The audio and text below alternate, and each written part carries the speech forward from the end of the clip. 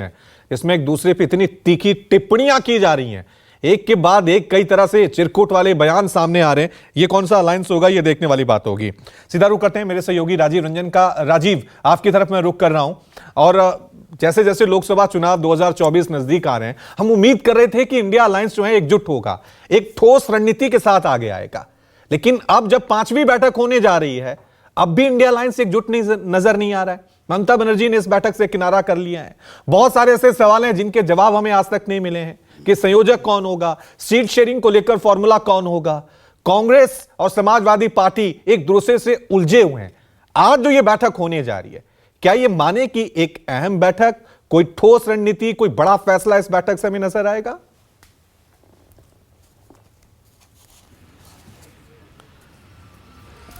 देखिए रवि, समन्वयक कौन होगा, चेहरा कौन होगा, अध्यक्ष कौन होगा, ये सारे सवाल भारतीय जनता पार्टी के हैं। और वही ये सवाल पूछते हैं कि इंडिया गठबंधन में क्या होगा, क्या नहीं होगा, कौन चेहरा है। समन्वयक की लड़ाई है तो नीतीश में ये है, तो खड़गे जी बनेंगे तो उनका नाम आगे कर दिया।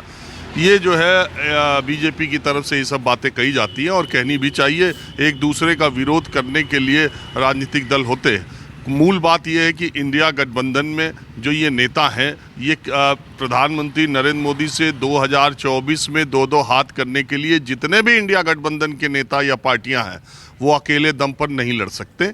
तो इनकी मजबूरी भी है और इनके पास कोई विकल्प भी नहीं है कि ज़्यादा से ज़्यादा राज्यों में ये लोग एक साथ आएँ, तब पता चले कि इनकी सम्मिलित ताकत क्या है और इन्होंने प्रधानमंत्री नरेंद्र मोदी या बीजेपी के खिलाफ 2024 में कैसी लड़ाई लड़ी।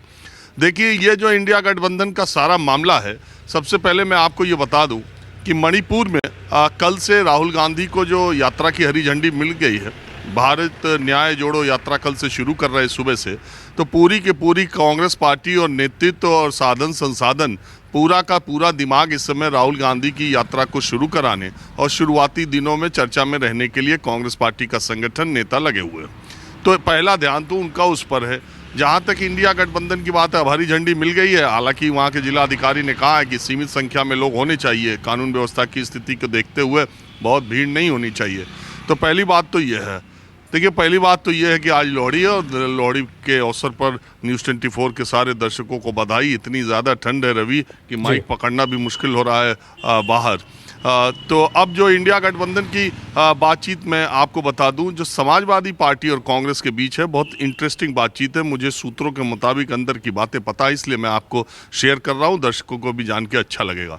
ये समाजवादी पार्टी और कांग्रेस पार्टी के बीच में एक माइंड गेम चल रहा है। दरअसल जो पहली बैठक हुई थी, उसमें समाजवादी पार्टी के लोगों ने कांग्रेस पार्टी के जो लोग हैं उनसे सीधे सीधे ये सवाल पूछा था कि सीटों की संख्या छोड़ दीजिए, आप खाली इतना बता दीजिए कि आप कौन कौन सी सीट लड़ना चाहते हैं और आपके उम्मीदवार कौन होंगे।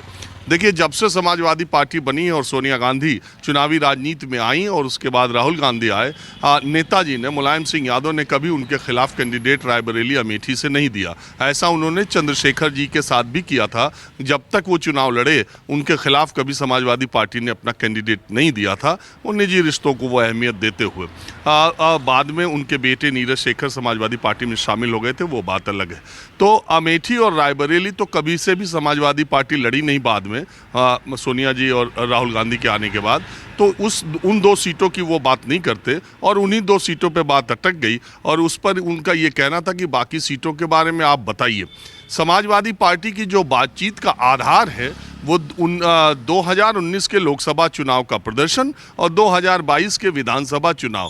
आमतौर पर जब आप सीटों का गठबंधन करते हैं तो पिछले 2 चुनावों में आपकी पार्टी का प्रदर्शन क्या रहा और आपको क्या मिला और कहां समर्थन मिला, तो इन 2 चुनावों को समाजवादी पार्टी सामने रख करके सीटों के बंटवारा चाहती है।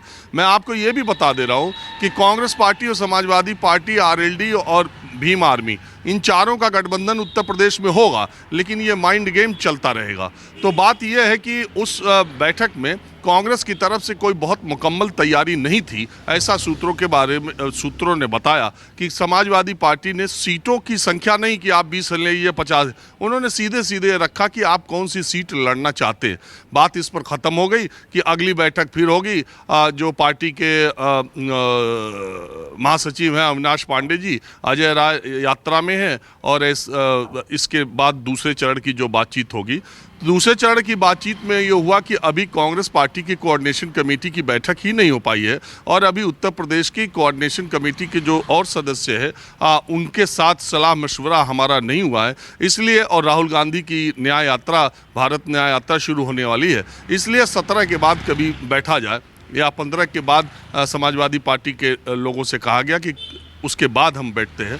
मुझे ऐसा लगता है गठबंधन तो होगा, लेकिन सीटों को लेकर खींचतान होगी। मैंने पहले भी आपसे कहा था, 3 राज्यों में विधानसभा चुनाव बीजेपी के हाथों बुरी तरह हारने के बाद कांग्रेस पार्टी के साथ जो उनके पार्टनर हैं अलग अलग स्टेट्स में, उनको ऐसा लगता है कि बीजेपी के साथ सामने लड़ने में कांग्रेस कमज़ोर पड़ती है, जबकि जो दूसरे रीजनल पॉलिटिकल पार्टीज़ है वो ज़्यादा मजबूती के साथ चुनाव लड़ सकते हैं। इसीलिए देखिए आप, ममता बनर्जी सबसे पहले ही उन्होंने कहना शुरू कर दिया। महाराष्ट्र में इंडिया गठबंधन की सीटें तय हो चुकी हैं, महाराष्ट्र में गठबंधन करीब करीब फाइनल है, बिहार में भी होगा और बिहार में भी मुझे लगता है सीटों का दांव पेच थोड़ा चलेगा, लेकिन वहाँ भी गठबंधन होगा, उत्तर प्रदेश में भी होगा। लेकिन ये माइंड गेम सीटों को लेकर के चला जा रहा है। और अंतिम बात ये मैं आपको बता दूं, बहुत बार लोग कहते हैं कि व्यक्ति का उतना महत्व नहीं होता, संगठन का महत्व होता है। आज के इस मौके पर मैं आपको ये बात शर्तिया तौर पे कह सकता हूं कि कांग्रेस पार्टी को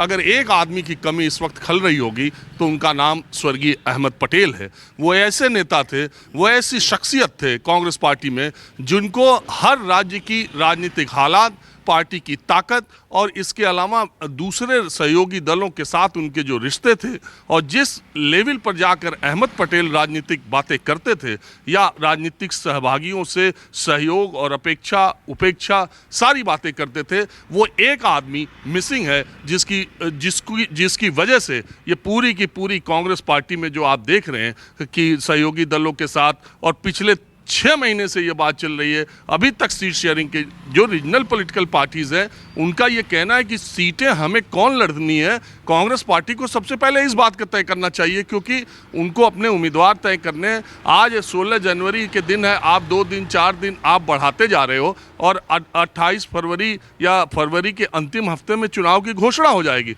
और आप याद कीजिए 14 तारीख को मकर संक्रांति है, उसके बाद किसी भी दिन 150 सीटों पर भारतीय जनता पार्टी अपने जो कमजोर सीटें हैं, यानी जो विपक्ष की मजबूत सीटें हैं, उन सीटों पर अपने उम्मीदवारों की घोषणा कर देगी।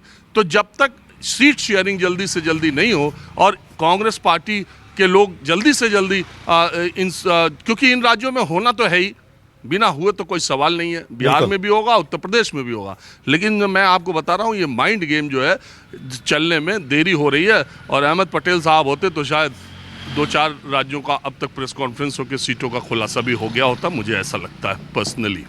ठीक है, तो माइंड गेम चल रहा है क्या? माइंड गेम की वजह से पेच फंसा हुआ है, देरी हो रही है, एकजुटता नजर नहीं आ रही है। राजनीतिक मेहमानों के साथ चर्चा की शुरुआत करते हैं।